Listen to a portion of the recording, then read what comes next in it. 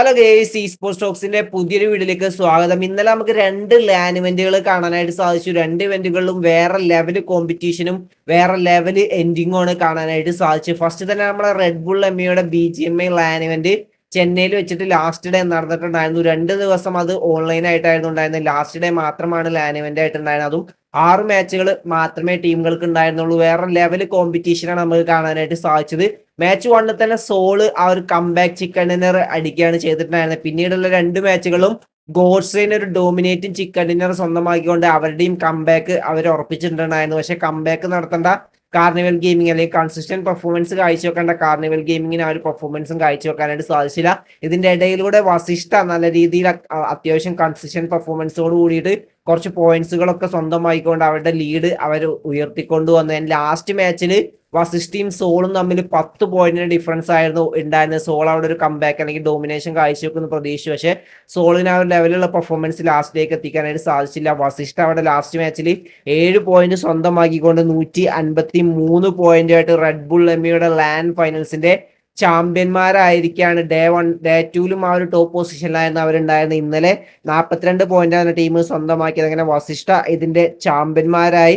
Second എത്തിയത് ഒറാങ്കുട്ടാനാണ്. അവർക്ക് ഇപ്പോഴും ആ ഒരു AS2 കേഴ്സ് ഇപ്പോഴും നിലനിൽക്കുന്ന പോലെയാണ് നമുക്ക് കാണാനായിട്ട് സാധിക്കുന്നത്. എല്ലാ ഇവന്റുകളും ടോപ്പ് 1ലാണെങ്കിൽ പോലും ലാസ്റ്റ് ഡേയിലേക്ക് ആ ഒരു ടോപ്പ് 2ലേക്ക് എത്താറുണ്ട്. ഇത്തവണ നമുക്ക് ഒരു കംബാക്കാണ് കാണാനായിട്ട് സാധിച്ചത്. ലാസ്റ്റ് മാച്ചിൽ 4ാം സ്ഥാനത്തായിരുന്നു ടീം ഉണ്ടായിരുന്നത്. ലാസ്റ്റ് മാച്ചിൽ 16 പോയിന്റ് സ്വന്തമാക്കിക്കൊണ്ടാണ് ആ ഒരു സെക്കൻഡ് പൊസിഷനിലേക്ക് ഒറാങ്കുട്ടാന് എത്തിയിട്ടുണ്ടായിരുന്നത്. തേർഡ് ടീം സോൾ എത്തി. ടീം സോളിന്റെ അവസ്ഥ നിങ്ങൾക്ക് അറിയാം. ഇപ്പൊ ലൈനപ്പിനെ ചൊല്ലി ഒരുപാട് പ്രശ്നങ്ങളും അല്ലെങ്കിൽ ടീം പോരാ, ലൈനപ്പ് മാറ്റണം, ടീമിൽ സിനർജി ഇല്ല, അങ്ങനെ ഒരുപാട് ഇഷ്യൂകൾ ടീമിൽ നടന്നിട്ടുണ്ടായിരുന്നു. എന്നിട്ട് പോലും ടീം ആ ഒരു പോഡിയം ഫിനിഷ് അല്ലെങ്കിൽ ആ ഒരു ടോപ്പ് 3ലേക്ക് എത്തിയിട്ടുണ്ടെങ്കിൽ ദ മാന്യ ദ IG അല്ലെങ്കിൽ ടീം മെമ്പേഴ്സ് വേറെ ലെവലാന്ന് നമുക്ക് പറയാനായിട്ട് സാധിക്കും. ഇനിയും അവർ നല്ല രീതിയിൽ ഒന്നുകൂടി വർക്കൗട്ട് ചെയ്ത് കഴിഞ്ഞാൽ അവരുടെ ആ ഒരു പഴയ പ്രതാപം ആ ഒരു ചാമ്പ്യൻ പട്ടത്തിലേക്കും ടീമിന് എത്തിപ്പിടിക്കാനായിട്ട് സാധിക്കുന്നതായിരിക്കും. സോള് ആ ഒരു തേർഡ് പൊസിഷനിലേക്ക് എത്തി 145 പോയിന്റുമായിട്ട്. ഗോളിലേക്ക് 6ാം സ്ഥാനത്താണ് വിൻ ചെയ്ത് 124 പോയിന്റുമായിട്ട്. അതിന്റെ ഇതിൽ നമുക്ക്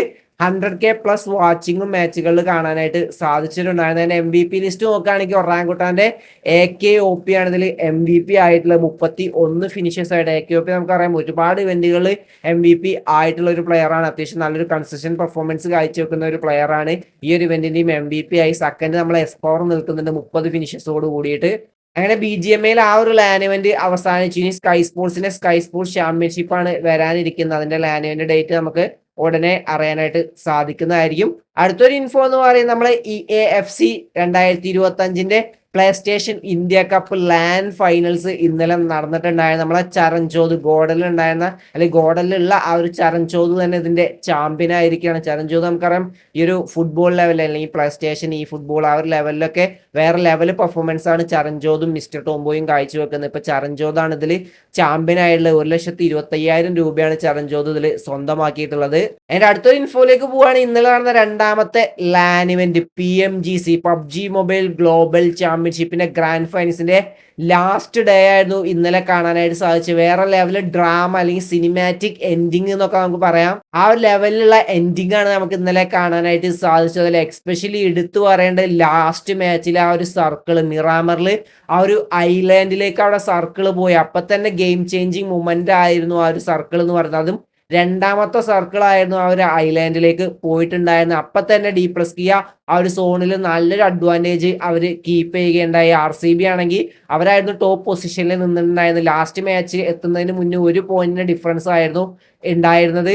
RCBക്ക് അവിടെ സോണിലേക്കുള്ള ആ ഒരു എൻട്രി കുറച്ച് പാടുപെടേണ്ടി വന്നു. പക്ഷെ അത്യാവശ്യം നല്ല ഫിനിഷസുകൾ ഏകദേശം 13 ഫിനിഷസുകൾ തന്നെ RCB സ്വന്തമാക്കിക്കൊണ്ട് അവിടെ ഫിനിഷ് ആയി പോയി. പിന്നീട് എല്ലാവരുടെയും കണ്ണ് D+Kiaയിലായിരുന്നു. അവർക്ക് ആ ഒരു സോൺ അഡ്വാൻറ്റേജ് നല്ല രീതിയിൽ ഉണ്ടായിരുന്നു. ലാസ്റ്റിലേക്ക് കുറച്ച് ഫിനിഷസുകളും കൂടി അവർ സ്വന്തമാക്കി കഴിഞ്ഞാൽ അവർക്ക് ഒരു ചാമ്പ്യൻ പട്ടം എത്തിപ്പിടിക്കാൻ പറ്റും എന്നുള്ള രീതിയിലായിരുന്നു ഉണ്ടായിരുന്നത്. ലാസ്റ്റിൽ ഉണ്ടായിരുന്ന 2-3 ഫിനിഷസുകൾ കൂടി അവർ സ്വന്തമാക്കിക്കൊണ്ട് ആ ഒരു ചിക്കൻ ഡിന്നറാണ് D+Kia സ്വന്തമാക്കിയത്. അങ്ങനെ 1 പോയിന്റിന്റെ ഡിഫറൻസിൽ ആ ഒരു ലാസ്റ്റ് മാച്ചിലെ ചിക്കൻ ഡിന്നർ പെർഫോമൻസോട് കൂടിയിട്ട് D+Kia വേൾഡ് ചാമ്പ്യന്മാരായിരിക്കുകയാണ്. അതിൽ എടുത്തു പറയേണ്ട ലാസ്റ്റ് 2 മാച്ചുകളിൽ 34 പോയിന്റോട് കൂടിയുള്ള കംബാക്കാണ് D+Kia സ്വന്തമാക്കി. അങ്ങനെ ടോട്ടൽ 153 പോയിന്റുമായിട്ട് D+Kia PMGC ചാമ്പ്യന്മാരായിരിക്കുകയാണ്. കൊറിയൻ ടീമാണ് ചാമ്പ്യന്മാരായുള്ള ഈ ഒരു PMGCയിൽ നമുക്ക് 4ാമത്തെ ചാമ്പ്യന്മാരെയും കിട്ടിയിട്ടുണ്ട്. ആദ്യം 2 ബാക്ക് ടു ബാക്ക് നോവ കപ്പടിച്ചു. പിന്നെ S2G IHC ഇപ്പൊ നമ്മളെ D+Kയും ആ ഒരു ചാമ്പ്യന്മാരായിരിക്കുകയാണ്. India versus Korea ഇവന്റിലും D+K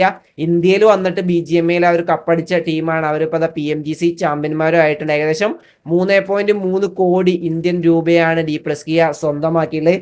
and second RCB എത്തിയിരിക്കുകയാണ്. RCB എന്നുള്ള പേരിന് എന്തെങ്കിലും കേസ് ഉണ്ടോ എന്ന് നമുക്ക് നോക്കാം. ആ ഒരു ചാമ്പ്യൻ പട്ടം RCBക്കും എത്തിപ്പിടിക്കാനായിട്ട് സാധിച്ചില്ല. ലാസ്റ്റ് മാച്ചിൽ നല്ല രീതിയിൽ അവർ ട്രൈ ചെയ്തിട്ടുണ്ടായിരുന്നു. ആ ഒരു സോൺ അഡ്വാൻറ്റേജ് ഇല്ലാഞ്ഞിട്ട് പോലും നല്ല രീതിയിൽ ഫിനിഷസുകൾ എടുത്ത് സ്വന്തമാക്കിയിരുന്നത്. പക്ഷെ ഒറ്റ പോയിന്റിനാണ് RCBക്ക് ആ ഒരു ചാമ്പ്യൻ പട്ടം നഷ്ടമായിട്ടുള്ളത്. 152 പോയിന്റ് അവരും സ്വന്തമാക്കിയാൽ. തേർഡ് നിഗ്മ ഗാലക്സി എത്തി 137 പോയിന്റുമായിട്ട്. വേറെ ലെവല് എൻഡിങ് ആണ് നമുക്ക് PMGCയിൽ കാണാനായിട്ട് സാധിച്ചിട്ടുണ്ടായിരുന്നു. ഈ ഒരു ലെവലിലുള്ള സർക്കിളൊക്കെ BGMA ലാസ്റ്റ് മാച്ചിലൊക്കെ വന്നു കഴിഞ്ഞാൽ അൺപ്രഡിക്റ്റബിൾ ആയിരിക്കും. ആര് സോൺ പിടിക്കുന്നു അവരായിരിക്കും കപ്പടിക്കുക എന്നുള്ള രീതിയിലായിരിക്കും. ഈ ഒരു ഇതിൽ നമുക്ക് അതാണ് കാണാനായിട്ട് സാധിച്ചത്. സോൺ വരെ RCBയെ ചതിക്കുന്ന രീതിയിലുള്ള മത്സരം നമുക്ക് കാണാനായിട്ട് സാധിച്ചു. എന്തായാലും വേറെ ലെവല് മാച്ചുകളാണ് കാണാനായിട്ട് സാധിച്ചത്. നിങ്ങൾ മാച്ച് കണ്ടിട്ടില്ലെങ്കിൽ എന്തായാലും കാണാനായിട്ട് ശ്രമിക്കുക. അപ്പൊ ഇന്നത്തെ വീഡിയോ വീഡിയോ ഇഷ്ടപ്പെട്ട ലൈക്ക് അടിക്കുക. നിങ്ങൾ എപ്പോൾ കമന്റ് രേഖപ്പെടുത്തുക. അടുത്ത വീഡിയോസ് ബൈ ഗൈസ്.